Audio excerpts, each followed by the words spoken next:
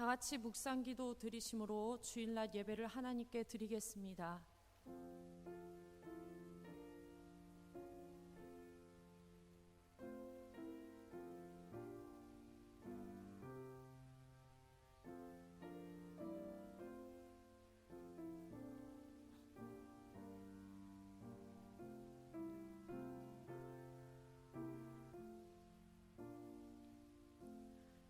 오늘은 부활절 제2주 주일이며 장애인 선교 주일입니다.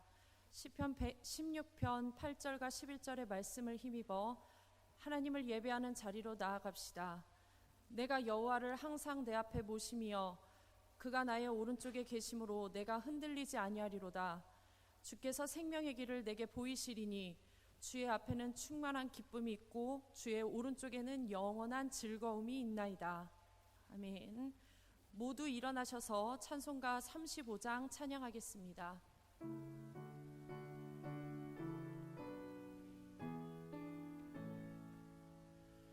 큰 영화로신 주 이곳에 오셔서 이 모인 자들로 주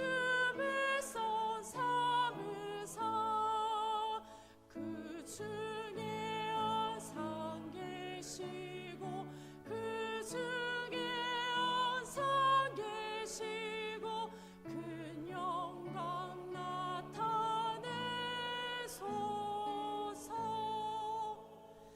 이 백성 기도와 또 예배드림이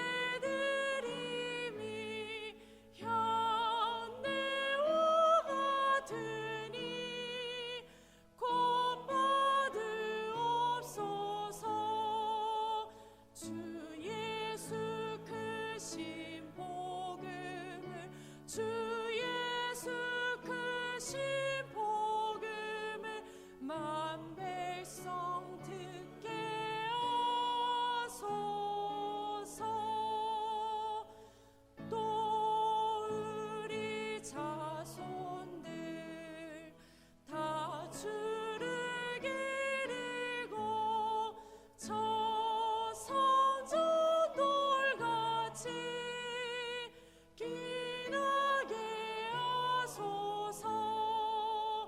주 구원하신 능력을 주 구원하신 능력을 끝난 날까지 주소서. 주 믿는 만민이 참 진리 지키며 성도들같이 주 찬송하다가 저 천국 보좌 앞에서 저 천국 보좌 앞에서 늘 찬송하게 하소서.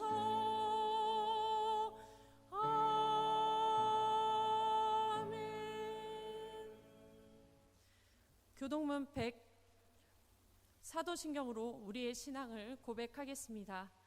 전능하사 천지를 만드신 하나님 아버지를 내가 믿사오며 그 외아들 우리 주 예수 그리스도를 믿사오니 이는 성령으로 잉태하사 동정녀 마리에게 나시고 본디오 빌라도에게 고난을 받으사 십자가에 못 박혀 죽으시고 장사한 지 사흘 만에 죽은 자 가운데서 다시 살아나시며 하늘에 오르사 전능하신 하나님 우편에 앉아 계시다가 저리로서 산 자와 죽은 자를 심판하러 오시리라.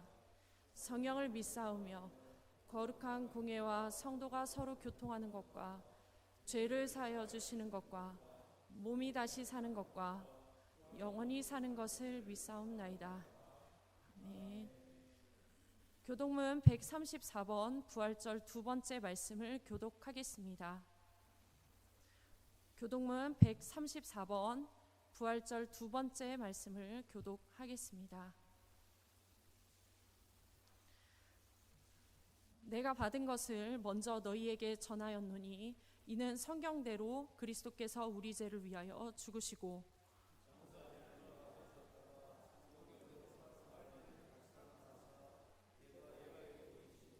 후에 12 제자에게와 그 후에 500여 형제에게 일시에 보이셨나니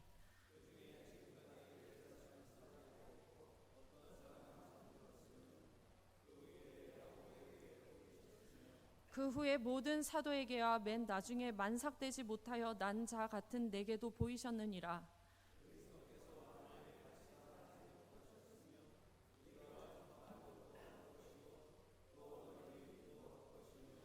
만일 그리스도 안에서 우리가 바라는 것이 다만 이 세상의 삶뿐이면 모든 사람 가운데 우리가 더욱 불쌍한 자이리라. 그러나 이제 그리스도께서 죽은 자 가운데서 다시 살아나사 잠자는 자들의 첫 열매가 되셨도다. 아멘. 다 함께 고백의 기도를 드리겠습니다. 주님, 주님께서는 우리에게 가야 할 길을 밝히 보여주시건만 우리는 자꾸 욕망에 이끌려 그 길에서 벗어났습니다. 주님의 길 따름을 기뻐하지 못하고 세상의 쾌락을 즐거움으로 삼고 살아갑니다. 우리를 긍휼히 여겨 주옵소서. 마음속에 바른 반석을 세우지 못하니 우리의 걸음은 위태롭고 방향은 가지런하지 못합니다. 주님, 헛된 소망을 버리고 참된 소망을 품으며 죽음의 길을 버리고 생명의 길을 선택하게 하옵소서. 진실한 마음으로 회개하는 자에게 주님께서 주시는 위로의 말씀을 들으십시오. 우리가 소망으로 구원을 얻었음에 보이는 소망이 소망이 아니니 보는 것을 누가 바라리요? 만일 우리가 보지 못하는 것을 바라면 참음으로 기다릴지니라. 이와 같이 성령도 우리의 연약함을 도우시나니 우리는 마땅히 기도할 바를 알지 못하나 오직 성령이 말할 수 없는 탄식으로 우리를 위하여 친히 간구하시느니라. 아멘.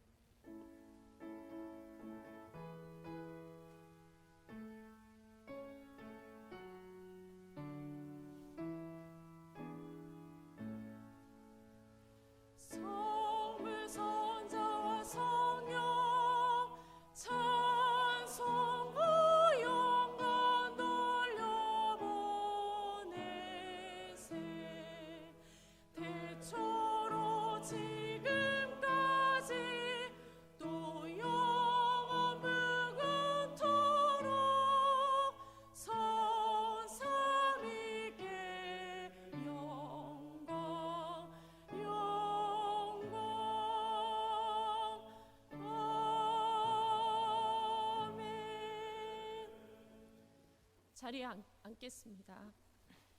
다 같이 기도하실 때 박론희 장로님 예배를 위해서 기도하겠습니다.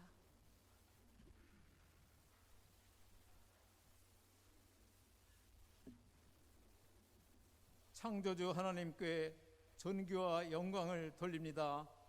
주일을 맞이하여 주님께 예배를 드리고자 하오니 받아 주옵소서. 세상을 구원하려 이 땅에 찾아오셔서 죄인들을 위해 십자가를 지신 예수 그리스도의 그 사랑에 감사의 기도를 드립니다. 잠자는 자들의 첫 열매로 신령한 몸으로 다시 부활하심으로 우리에게도 부활의 소망을 갖게 하신 주님께 무한한 영광을 돌립니다.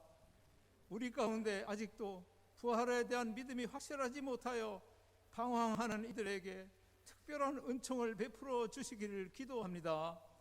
우리의 정신세계 가운데 주님이 임재하지 않을 때 우리는 여지없이 사단의 계략에 올매에 걸려 욕심과 죄의 영역으로 빠질 수밖에 없음을 고백합니다. 주님, 우리의 나약함을 보시사 성령의 강권적인 역사로 붙잡아 주옵소서. 하나님을 경외하고 이웃을 온전히 존중하고 사랑하도록 우리의 인격을 완성시켜 주옵소서. 오늘도 생명의 말씀을 전하도록 단 위에 최시종 목사님을 세워주신 주님께 감사합니다. 살아 역사하는 운동력 있는 말씀이 우리 모두의 가슴에 부어질 때 진실로 그리스도를 인정하고 따르는 귀한 삶으로 이어지는 놀라운 역사로 이어질 줄 믿습니다. 두려움이 변하여 평강으로, 의심이 변하여 믿음으로 바뀔 것을 믿습니다. 총선을 대거 없이 치를 수 있도록 도와주심에 감사드립니다. 선출된 이들이 더 겸손하며 하늘을 두려워함으로 진정한 나라의 일꾼으로 거듭나도록 이끌어 주시기 바랍니다. 코로나 바이러스로 인해 우리의 삶이 잠시 정지된 듯 모든 분야가 비정상적인 상황으로 변해 있습니다. 그러나 한편으로는 여유 있는 시선으로 주변을 바라볼 수 있는 기회를 주심에 감사드립니다. 인간의 삶을 중심으로 앞만 보고 달리다 보니 옆에 자연이 신음하는 소리를 미처 깨닫지 못했습니다.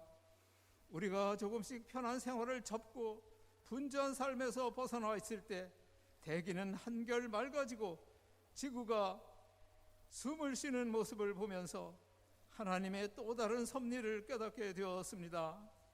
이 바이러스가 속히 전 세계에서 진정되어 더 이상 많은 희생자가 나오지 않기를 기도합니다.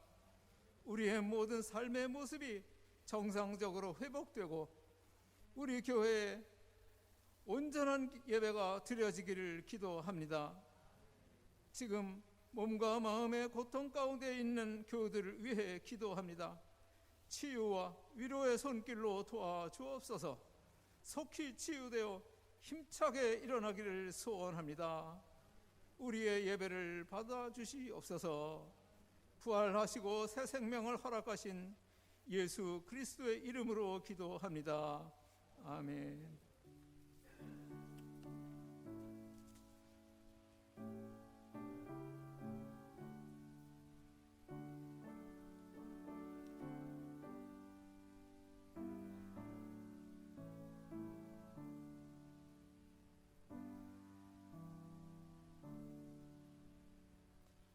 찬송가 164장 찬양하겠습니다.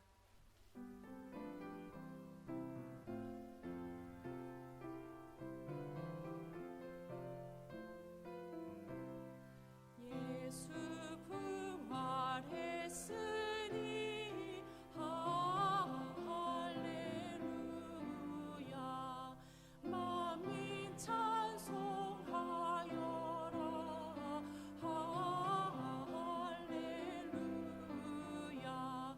할렐루야.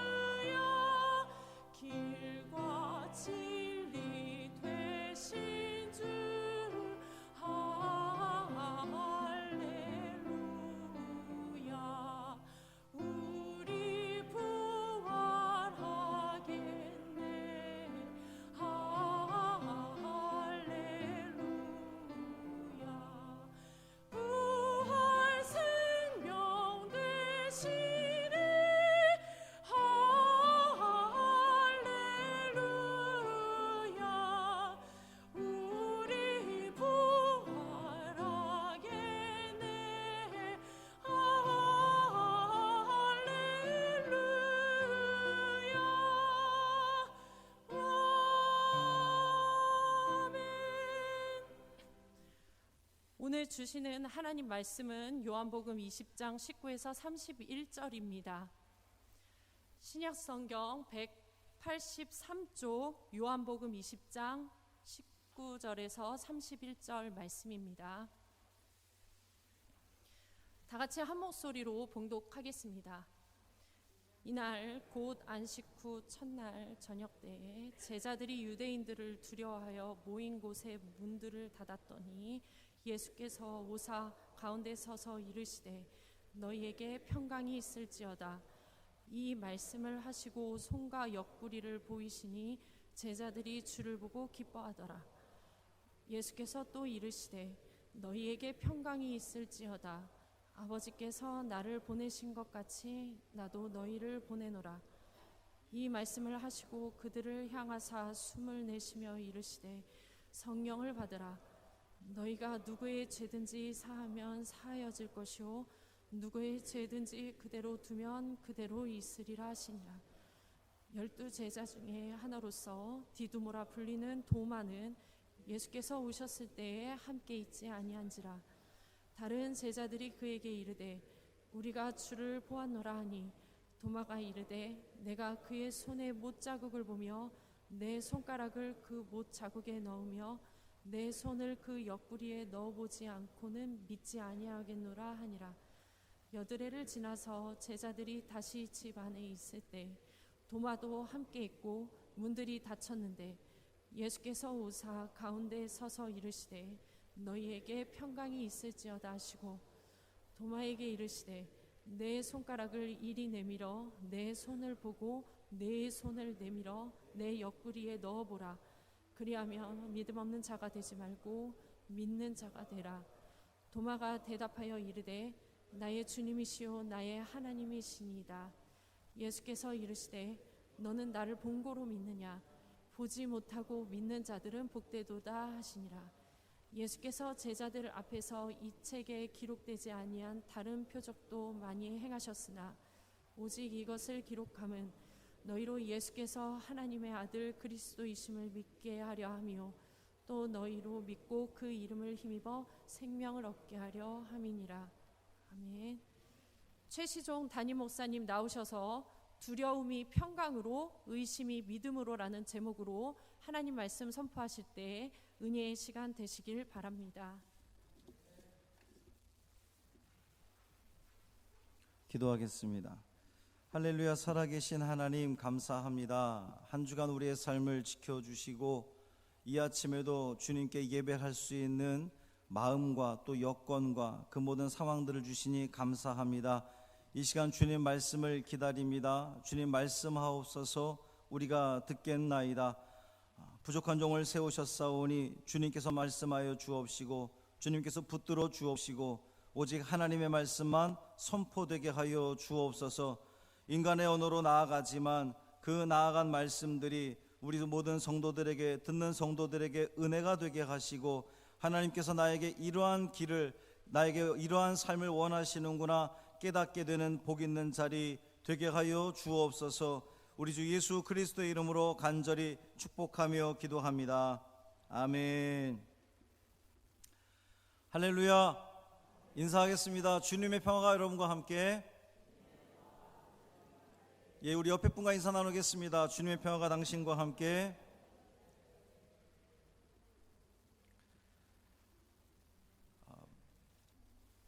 규정대로 앉아있기 때문에 멀찍이들 앉아있기 때문에 또 마스크를 다 착용을 하고 있기 때문에 평화의 인사를 나눠도 좋겠다 그렇게 생각했습니다. 반갑죠? 아멘. 여러분이 어지간히 아멘을 해가지고는 이 방송에 타지 않습니다. 저 혼자 소리만 들려요. 할렐루야. 이런 거 좋습니다. 한 주 동안 평안하셨습니까?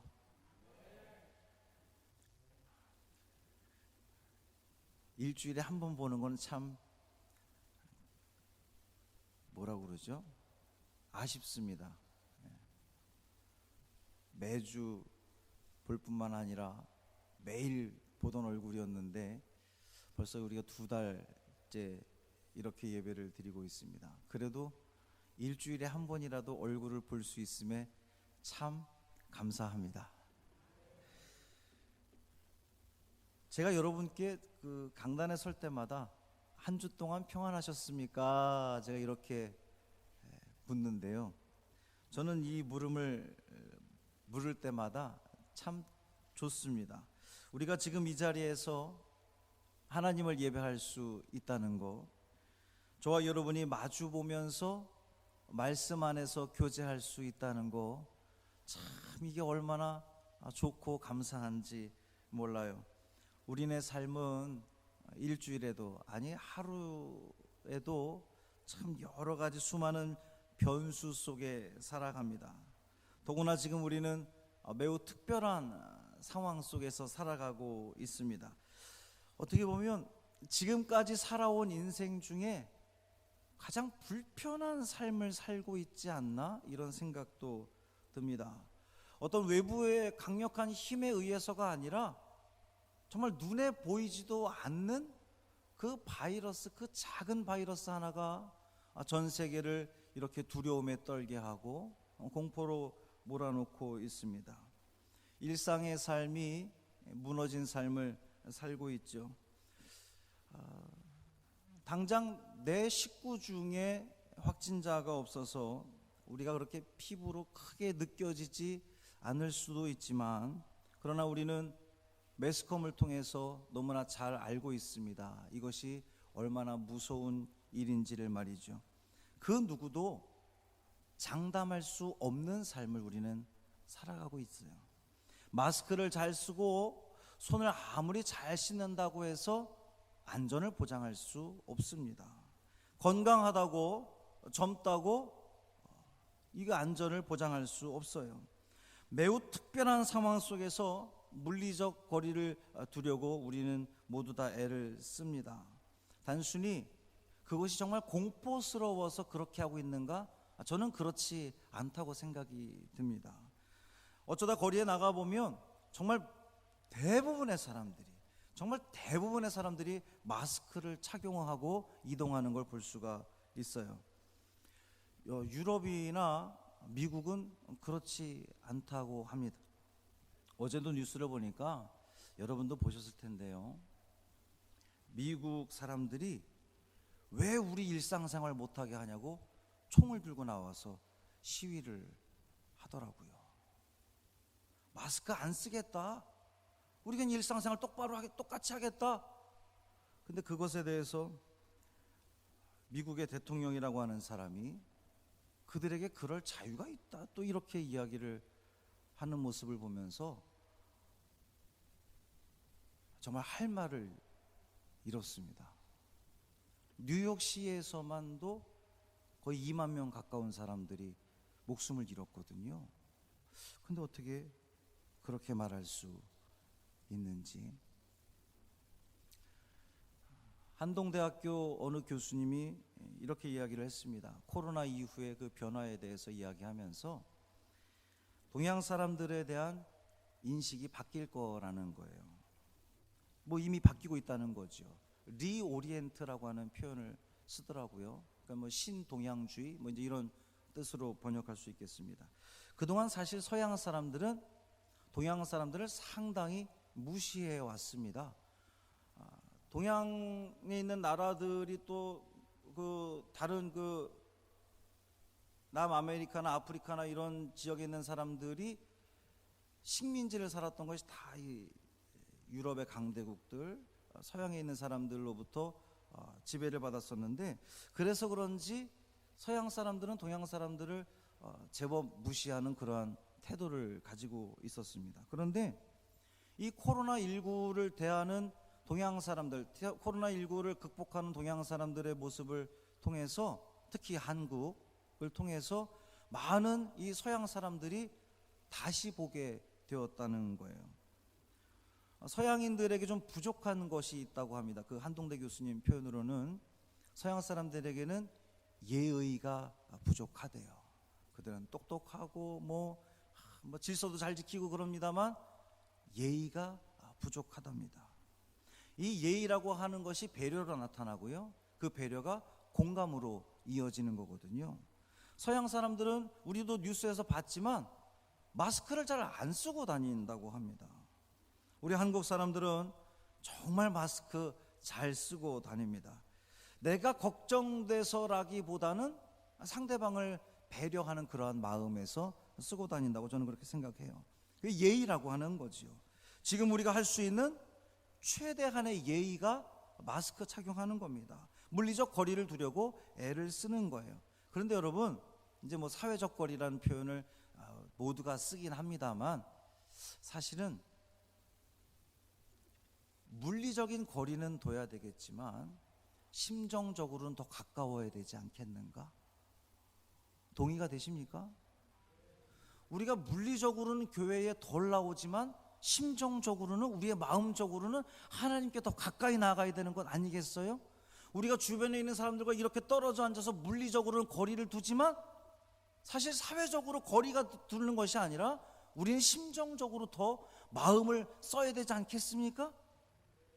쓰러져 있는 사람들, 괴로워하는 사람들, 힘들어하는 사람들에게 더 마음을 써야 되지 않겠어요? 무조건 거리를 두는 게 중요한 것이 아니란 말이죠. 이렇게 특별한 상황에서 우리가 얼굴을 마주하면서 평화의 인사를 나눌 수 있다는 것이, 안부를 물을 수 있다는 것이 참 고맙고 감사합니다. 한국의 코로나19 상황이 조금씩 나아지고 있는 그러한 모습입니다. 어제도 확진자 증가 수가 58일 만에, 그러니까 거의 2달 만에 10명대로 떨어졌다는 소식이었습니다. 한 일주일 동안 뭐 20명, 30명대를 유지를 하다가 어제는 그렇게 10명대로 떨어졌어요. 그 대구에서 신천지 사태 발발하기 전 딱 그때 정도로 지금 돌아갔다는 겁니다. 더 좋아지겠죠? 좋아질 줄 믿습니다. 그런데 여전히 세계적으로는 아직도 안타까운 소식이 참 많이 들려오고 있습니다. 중국에서는 사망자 수를 50%나 줄여서 발표하는 것이 또 뉴스에 나오더라고요. 미국이나 유럽은 여전히 많은 사람들이 코로나 때문에 사망했고 고통 중에 있습니다. 또 싱가포르에서는 섣불리 계약을 했다가 지금 난리가 나 있는 그러한 상황이기도 하죠. 육군 훈련소에서 또 그 3명이 또 신천지 교인이래요. 확진자가 나와가지고 지금 군이 초비상이 걸렸습니다. 좀 긍정적인 신호도 있지만 여전히 우리가 더 주의해야 된다라고 하는 것을 계속해서 지금 알려주고 있는 그런 모습이에요. 단 한 명만 있어도 그 한 명이 퍼뜨리는 전파력이 너무나 놀랍기 때문입니다. 좋아지고는 있지만 여전히 우리는 주의해야 되는 상황입니다. 코로나19는 우리에게 참 많은 변화들을 가져다 주었습니다. 인터넷에 코로나 이후 변화 이렇게 치면요, 굉장히 많은 그러한 그 이야기들이 나옵니다. 저는 그 중에 가장 눈에 띄는 변화가 자연이 회복되고 있다는 그러한 이야기입니다. 대기질이 바뀌었어요. 뭐 엊그저께 좀 잠깐 좀 나쁨이 되긴 했지만 거의 한 일주일 동안 미세먼지 그 기사를 보면 굉장히 좋음으로, 뭐 우리가 이런 적 있었나 싶을 정도로 대기질이 많이 바뀌었습니다. 뉴스에서 보셨죠? 브라질에서 멸종 위기에 있던 거북이들이 사람들이 해안가에 없으니까 다 해안가에 와서 부활을 하고 그 거북이들이 물을 향해서 나아가는 그 사진을 보면서 참 감동적이었습니다. 여러분, 그 뉴스를 보면서 어떤 생각이 드셨습니까? 우리 인간들이 그동안 잘못을 해도 너무 많은 잘못을 했구나, 이런 생각이 들었습니다. 공장이 멈추니까 공기가 좋아졌어요. 관광지에 사람이 없어지니까 생태계가 살아나고 있습니다. 참 아이러니한 그러한 현상들입니다. 어떻게 보면 당연한 현상들이겠죠. 저도 아이들과 저희 집 아이들과 이토록 많은 밥을 먹은 적이 있나 싶을 정도로 매일 그렇게 같이 식사를 하고 있습니다. 새벽마다 올려지는 설교를 준비하면서 솔직히 이전보다 더 많은 시간들을 투자해서 설교를 준비합니다. 이게 또 인터넷에 올라간다는 생각을 하니까 더 많이 준비하게 되더라고요. 모든 것들이 다 그렇게 변했습니다. 상대방을 배려하는 모습들이 자연스러워졌습니다. 외출을 할 때에 마스크를 착용하는 것 나를 위함이 아니라 상대를 위함입니다. 그 배려심이 지금은 우리 모두에게 몸에 자연스럽게 배어졌습니다. 특별히 이 코로나19로 인하여서 한국 교회의 그 사회적인 책임에 대해서 다시 생각해보는 그런 기회가 되어서 참 감사합니다. 절대로 간과할 수 없는 그런 부분이었잖아요. 이 사회 속에서 교회가 어떠한 역할을 해야 되는가를 계속해서 논의하고 토론하고 또 고민하는 그러한 모습들입니다. 하나님의 피조 세계를 무참히 훼손하고 우리의 탐욕을 만족시키기 위해서 하나님의 창조 질서를 파괴했던 인류가 저지른 죄의 공범이었음을 우리 교회가 그러했음을 우리는 고백하고 통회해야 된다라고 하는 어느 신학자의 이야기에 저는 전적으로 공감합니다. 이 모든 것들이 종식이 되면 사실 조금 우려되기는 해요. 이 모든 것들이 종식이 되면 그 종식이 된 이후에도 여전히 우리는 서로 배려할까? 교회가 사회적인 역할을 위해서 사회 속에서 어떻게 살아가야 될지를 계속해서 고민해 나갈까? 물리적으로 양적으로 부흥하려고 막 했었던 그 모든 모습들에서 지금은 정말 우리 교회가 어떤 역할을 해야 될지 고민하고 있는데 다시금 그러한 상황으로 돌아가는 것은 아닐까? 자연을 파괴하고 훼손하는 일에 또다시 앞장서는 것은 아닐까? 우려가 되기도 합니다. 분명한 건 코로나19 이전과 이후는 상당히 많이 달라지고 있고 달라질 것이라는 것입니다. 그리고 그 변화가 긍정적일 수 있기를 간절히 소망하며 기대합니다. 고통이 따랐지만 아픔이 있었지만 인류가 더 나은 삶의 질을 갖는 데 분명히 일조할 거라는 믿음이 저에게는 있습니다. 예수님의 부활도 그러했습니다. 부활 이전과 부활 이후가 달라졌어요. 달라져야 됩니다. 예수님의 부활 이전을 대표하는 단어는 오늘 본문에서 찾아보면 두려움, 의심입니다. 반면 예수님의 부활 이후를 대표하는 단어가 무엇이겠습니까? 평강이요 믿음입니다. 오늘 말씀의 제목이기도 합니다. 두려움이 평강으로, 의심이 믿음으로. 할렐루야. 오늘 키워드가 4개예요. 두려움, 평강, 의심, 믿음입니다. 먼저 두려움을 한번 볼까요? 성경에서 두려움은 2가지 종류로 나뉘어집니다. 하나님의 권능과 심판에 대한 두려움, 그리고 또 다른 하나는 세상 권력과 폭력에 대한 두려움. 하나님에 대한 두려움은 경외심으로 우리가 바꿔 부를 수가 있습니다. 세상에 대한 두려움은 공포로 우리는 바꾸어 볼 수가 있습니다. 성경에서요, 두려움이 오는 이유는 믿음이 없기 때문이다, 주님은 말씀하셨어요. 여러분, 인간에게 두려움이 왜 생깁니까? 믿음이 없기 때문에 두려움이 생긴다는 겁니다. 믿음의 문제라고 하는 거예요. 믿음이 있으면 두려워하지 않는다는 겁니다. 우리가 정말 두려워할 것이 무엇인지를 여러분 한번 생각해 보시기를 바랍니다. 세상의 권력, 가난함, 부족함, 결핍, 궁핍, 집단적인 따돌림, 무시, 외면, 불투명한 미래, 건강에 대한 두려움, 이 모든 것들이 다 두려움일 수 있지요. 우리가 두려워하는 한 우리 마음에 평강을 잃어버립니다. 두려워하는 사람은 마음의 평강을 평안할 수가 없어요. 예수님의 제자들은 스승을 죽인 그 유대인 그 세력들을 두려워하고 있었습니다. 그 두려움의 문을 굳게 잠그고 있었습니다. 사실 그 두려움은 2000년이 지난 성경을 보는 우리들 입장에서 조금 아쉬움이 있는 두려움이에요. 왜 그러냐면 오늘 본문 앞단락에 보면 예수님이 부활하셨을 때에 요한복음을 기준으로 볼 때에 베드로와 요한이 그 자리에 가서 빈 무덤을 확인했어요. 예수님을 만난 막달라 마리아가 돌아와서 제자들에게 예수님이 부활하셨다고 증언했어요. 그런데 제자들이 믿지 않았어요. 믿지 않았으니까 여전히 문을 걸어 잠그고 두려움에 떨고 있었다는 겁니다.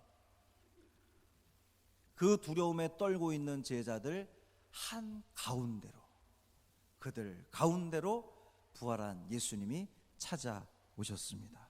그리고 이렇게 선언하십니다. 너희에게 평강이 있을지어다. 너희에게 평강이 있을지어다. 여러분, 두 번째 키워드가 바로 평강이라는 겁니다.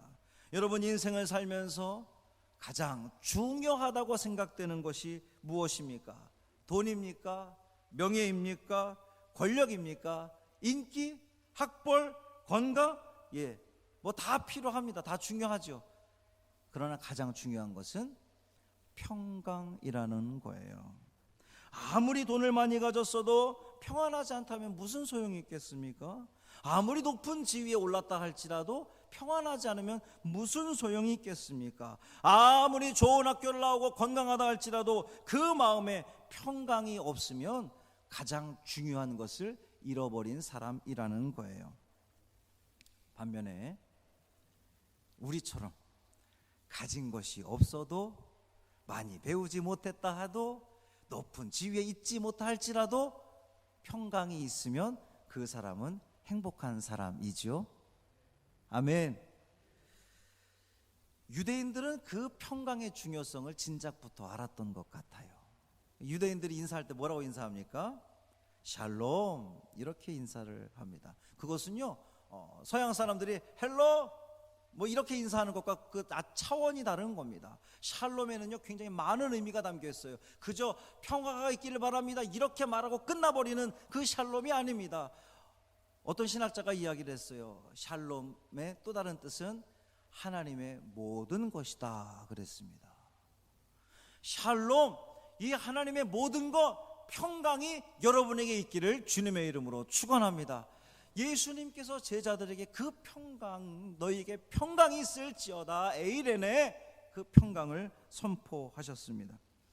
두려움 속에 문을 걸어 잠그고 있던 제자들에게 부활한 예수님이 찾아오셨습니다. 그들 가운데 오셨다 그랬어요. 우리들 가운데 오셨습니다. 평강이 있을지어다. 왜 예수님은 평강을 선언하셨을까요? 어떻게 평강을 선언할 수 있었을까요? 제자들 마음속에 지금 평강합니까?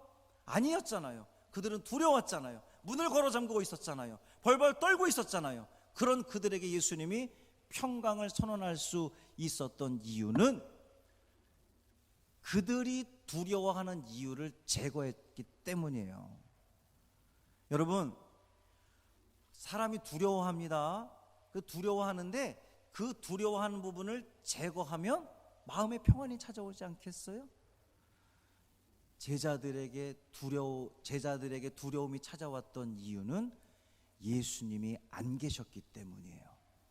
예수님의 부재 때문에 그들은 두려워했던 겁니다. 예수님이 돌아가시고 안 계시니까 그들은 두려웠던 거예요. 그런데 예수님이, 부활한 예수님이 그들 가운데 찾아오셨습니다. 그러니까 너희에게 평강이 있을지어다. 내가 다시 왔잖니. 너희들 내가 없으니까 불안에 떨었는데 내가 다시 왔잖니. 그러니까 너희들에게 평강이 있을지어다. 할렐루야. 여러분, 예수님의 부활이 그들에게 평강을 가져다 주었습니다. 이제는 더 이상 제자들이 죽음을 두려워할 필요가 없어졌습니다. 유대인들을 두려워할 필요가 없어졌습니다. 죽음이 예수님을 가두지 못했습니다. 사망이 예수님을 없애지 못했습니다. 예수님은 사망을 뚫고 어둠을 뚫고 부활하셨습니다. 아멘. 그러니까 제자들은 이제 두려워할 필요가 없어졌습니다. 예수님이 함께 계시니까요. 여러분 삶 가운데에 여러 가지 삶의 두려움이 찾아오지요. 이유가 뭐겠습니까? 예수님이 없기 때문이에요. 예수님을 믿는다고 생각은 하면서도, 머리로는 생각하면서도 이 심령 속에 예수님이 안 계시니까 두려워하는 거예요. 부활한 예수님 만나시기를 주님의 이름으로 축원합니다. 두려움이 없어질 줄 믿습니다. 참 평강이 찾아올 줄 믿습니다. 그들 가운데 오신 예수님은 먼저 제자들에게 자신이 누구인지를 확인시켜 주셨어요. 육신의 상처를 확인시켜 줌으로써 죽음에 대한 두려움을 물리치도록 예수님은 행하셨습니다. 그 후에 제자들에게 사명을 부여하십니다. 하나님 아버지가 아들 예수를 보내신 것처럼 이제 예수 그리스도가 그의 제자들을 세상으로 보내시게 됩니다.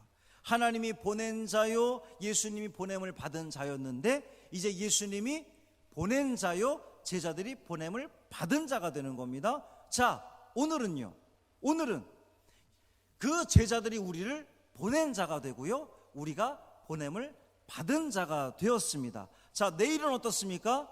우리가 보낸 자가 되고 그들을 보냄을 받은 자로 세워가는 것, 그것이 우리의 사명인 줄 믿습니다. 이 말씀을 하시고 그들을 향하여 예수님이 숨을 내셨어요. 여기서 말하는 그 숨은 태초에 하나님이 천지를 창조하시면서 사람을 지으시고 생기를 불어넣어 주셨을 때의 그 숨입니다. 에스겔서에 등장하는 마른 뼈들의 생기를 불어넣을 때의 그 생기와 같은 단어를 쓰고 있습니다. 부활하신 주님께서 제자들에게 숨을 불어넣어 주셨습니다. 다시금 생기를 불어넣어 주신 거예요. 생명을 불어넣어 주신 겁니다.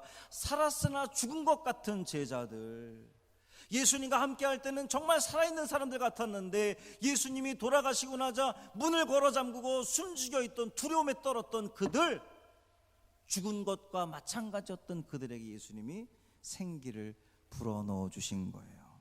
그러면서 성령을 받으라. 그들을 살리는 것이 성령입니다. 생기를 불어넣어 주시는 분이 성령이라는 거예요. 그러면서 제자들에게 권능을 또 부어주십니다. 너희가 누구의 죄든지 사하면 사하여질 것이요, 누구의 죄든지 그대로 두면 그대로 있으리라. 여러분, 이것은요 굉장히 놀라운 이야기입니다. 죄사함의 권세는 누구에게만 있습니까? 오직 하나님께만 있습니다.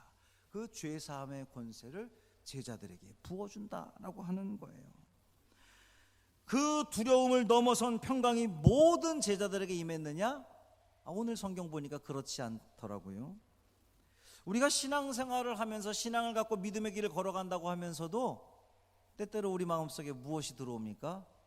의심이 들어옵니다. 믿음을 가지고 살아간다고 하는데 우린 자꾸만 두려워해요. 그 이유는 우리 마음속에 의심이 들어오기 때문이에요. 세 번째 키워드가 의심입니다. 부활의 삶을 살면서도 때론 마음속에 의심이 생깁니다. 정말 평강의 삶이 가능할까? 예수님 모시고 살면 그 모든 삶의 문제들이 나에게 더 이상 문제가 되지 않을까? 정말 죄의 세력을 성령의 능력으로 이길까? 우리는 그러한 의심을 하며 살아갑니다. 두려움과 실망을 떨쳐버리지 못한 제자 도마는 예수님의 부활을 의심했어요.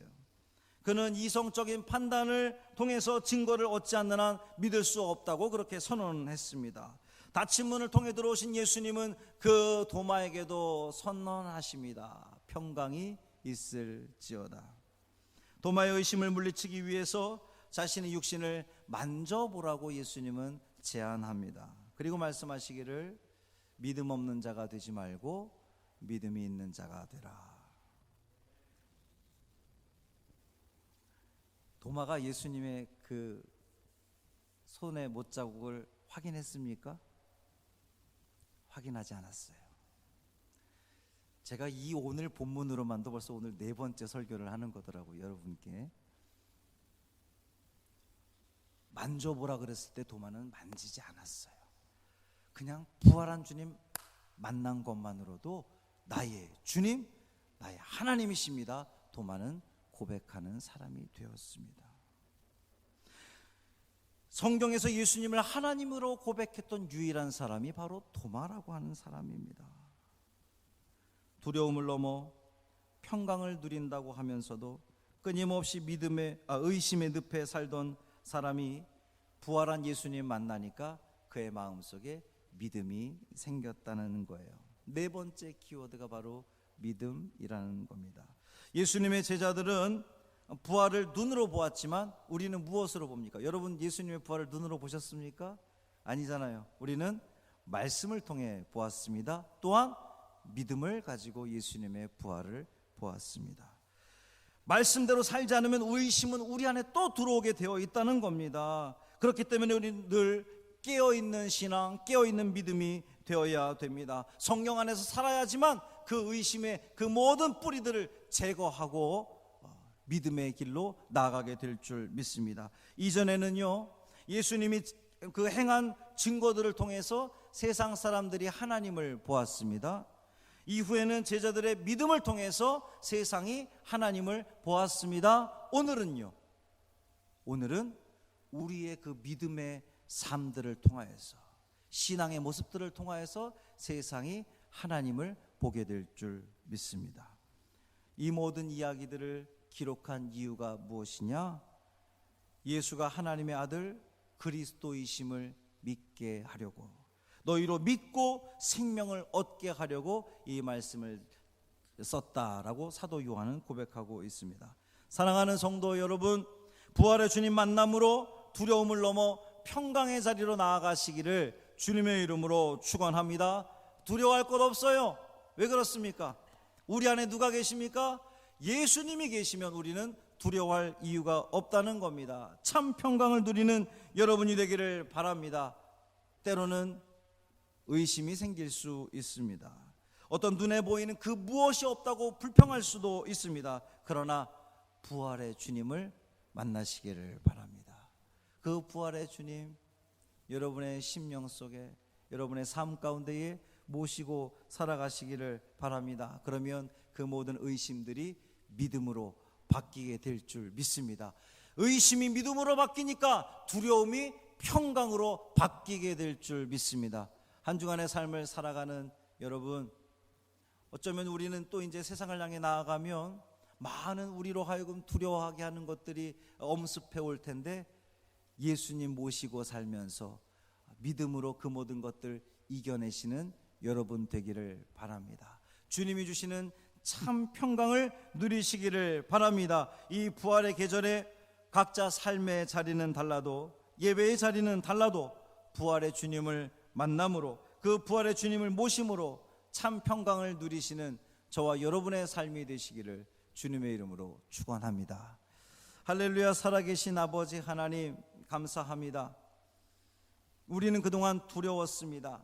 그러나 부활의 주님 만나고 나서 우리에게 참 평강이 찾아왔습니다.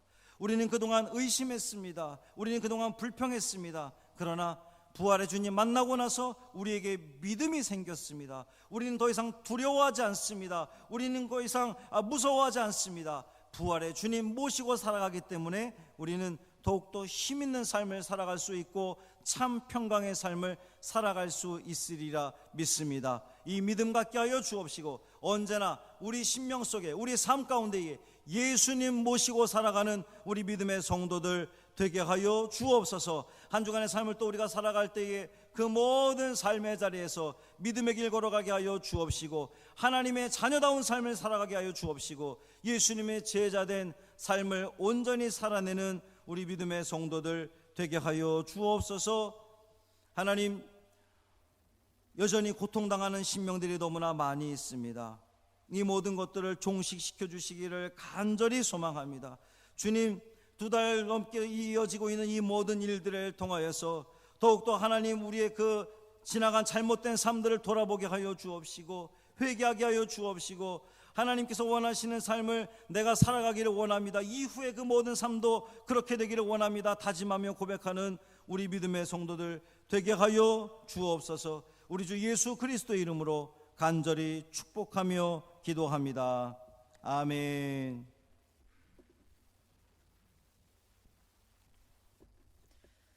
찬송가 171장 찬양하겠습니다.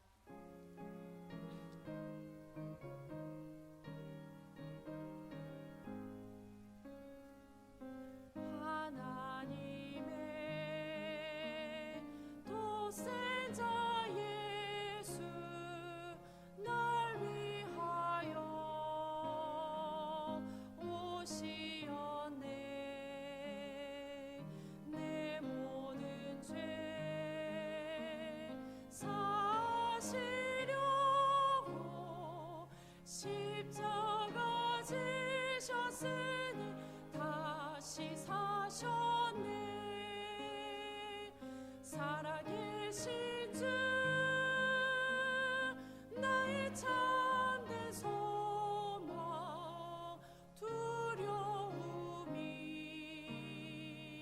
사라지네. 사랑의 주네 갈 길이 너니 내 모든 삶의 기쁨 늘 충만하네.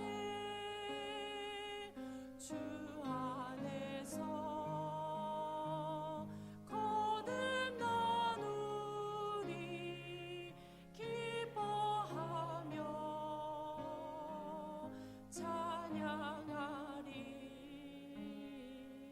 가슴 속에 넘치는 오신 우리의 가는 길에 소망 넘치네. 살아계신 주 나의 참된 소망, 두려움이 사라지네. 사랑의 주네 갈 길이 너니 내 모든 삶의 기쁨 늘 충만하네. 선한 싸움 다 마친 후에 우리 주님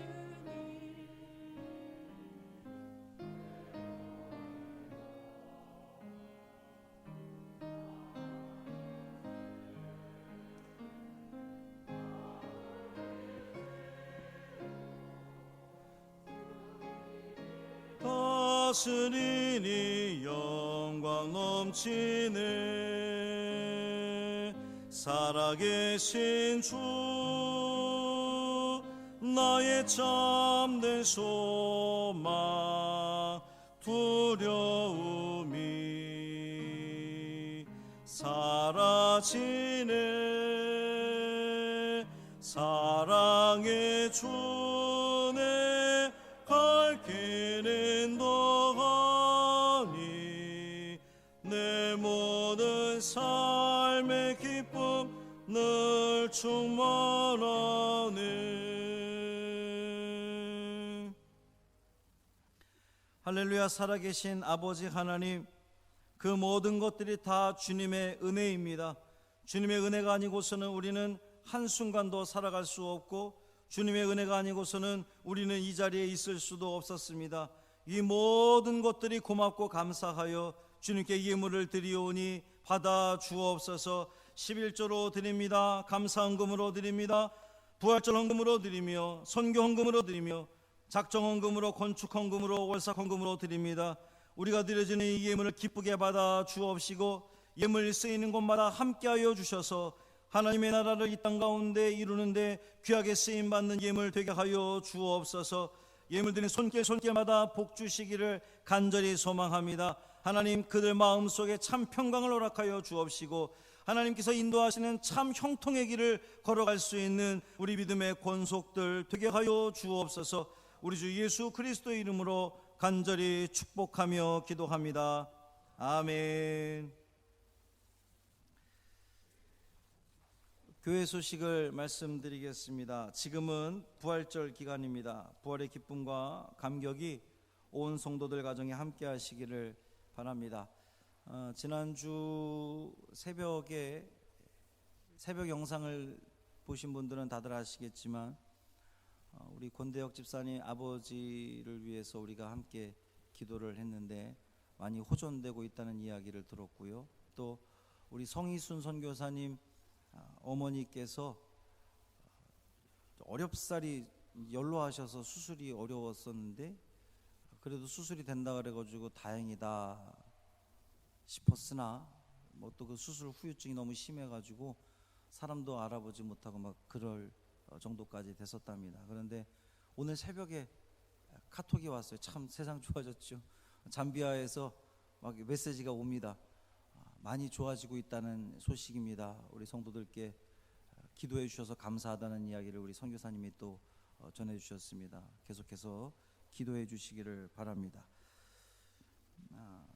원래 우리가 5월 첫째 주 가정주일에 유아세례식을 진행했습니다만 올 유아세례식은 좀 뒤쪽으로 미루도록 하겠습니다. 이 모든 것들이 종식된 이후에 세례식을 거행하도록 하겠습니다.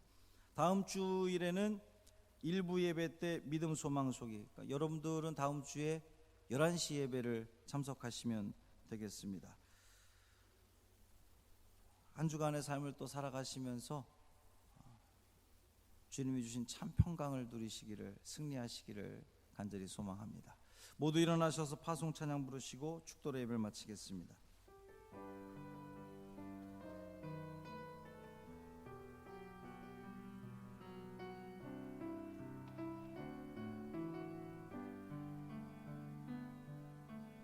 내게 주어진 하루를 감사합니다. 내게 또 하루를 허락하심을, 이 하루도 헛되이 보내지 않으며 살기 원합니다. 인원은 총받을 만한 자격 없지만 주의 인자심이 믿음으로 이 하루도 내게 주어졌음이나요 감사드립니다. 이 하루도 정직하게 하소서. 이 하루도 친절하게 하소서. 내가 만나는 모든 사람들에게 자비를 베풀게 하소서. 이 하루도 유하게 하소서. 이 하루도 겸손하게 하소서. 나의 걸음을 지치게 만드는 이들에게 용서를 베풀게 하소서.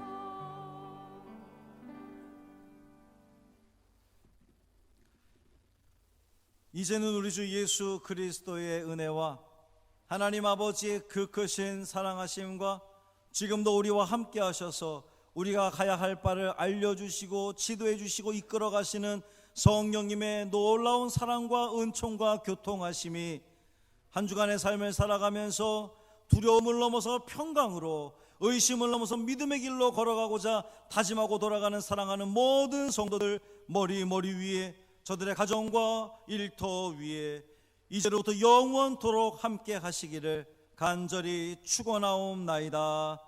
아멘.